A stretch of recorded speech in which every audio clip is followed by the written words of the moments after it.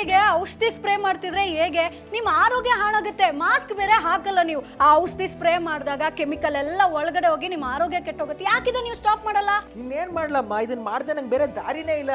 ಆ ಕೆಲ್ಸವ್ರನ್ನ ಕರ್ಕೊಂಡ್ಬಂದು ಮಾಡ್ಸೋಣ ಅಂದ್ರೆ ಅವ್ರಿಗೆಲ್ಲ ಜಾಸ್ತಿ ಕೂಲಿ ಕೊಡ್ಬೇಕು. ಇರೋ ಬರೋ ಕೂಲಿ ಎಲ್ಲ ಅವ್ರಿಗೆ ಕೊಟ್ಬಿಟ್ರೆ ಬೆಳೆ ಬೆಳೆದ್ಮೇಲೆ ನಂಗೆ ದುಡ್ಡೇ ಉಳಿಯಲ್ಲ. ಆದ್ರೆ ಯಾಕೆ ನೀನು ಈ ಡ್ರೋನ್ ಬಳಸಬಾರ್ದು? ಡ್ರೋನಾ? ಈ ಡ್ರೋನ್ ಅಲ್ಲಿ ಔಷಧಿನೆಲ್ಲ ಸ್ಪ್ರೇ ಮಾಡ್ಬೋದಾ? ಅದ್ರಲ್ಲಿ ನಮ್ ಬೆಳೆಗಳ ಮೇಲೆ ಡ್ರೋನ್ ಅನ್ನು ಹಾರಿಸಿದ್ರೆ ಆರಾಮ್ಸೆ ಔಷಧಿ ಸ್ಪ್ರೇ ಮಾಡ್ಬೋದು. ಸುಮ್ನಿರಮ್ಮ, ಈ ಡ್ರೋನ್ ಅಲ್ಲಿ ಔಷಧಿನೆಲ್ಲ ಸ್ಪ್ರೇ ಮಾಡ್ರೆ ಎಲ್ಲ ಔಷಧಿ ಎಲ್ಲ ವೇಸ್ಟ್ ಆಗ್ಬಿಡುತ್ತೆ. ಇಲ್ಲಪ್ಪ, ನಾವ್ ಈ ಕೈಯಲ್ಲಿ ಔಷಧಿ ಹೊಡಿತೀವಲ್ಲ ಅದಕ್ಕಿಂತ ಇದ್ರಲ್ಲಿ ಉಳಿಸ್ಬೋದು. ಹಾಗಾದ್ರೆ ಡ್ರೋನ್ಗೆಲ್ಲ ಬೆಲೆ ಜಾಸ್ತಿನೇ ಇರುತ್ತೆ ಬಿಡು. ಆತರ ಏನಿಲ್ಲ, ಸರ್ಕಾರ ಡ್ರೋನ್ ತಗೊಳ್ಳೋರ್ಗೆ SMAM ಸ್ಕೀಮ್ ಅಂಡ್ರಲ್ಲಿ ಸಬ್ಸಿಡಿ ಕೂಡ ಕೊಡುತ್ತೆ.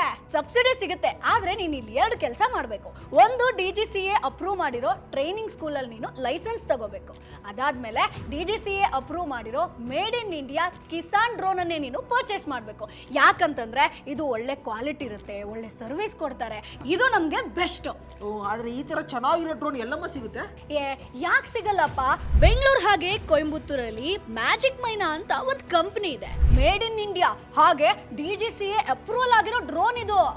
ಹೌದಮ್ಮ, ಡ್ರೋನ್ ಅಷ್ಟೊಂದು ಚೆನ್ನಾಗಿರುತ್ತಾ?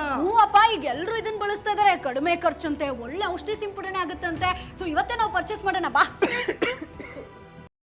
Boss Vala, B the boss.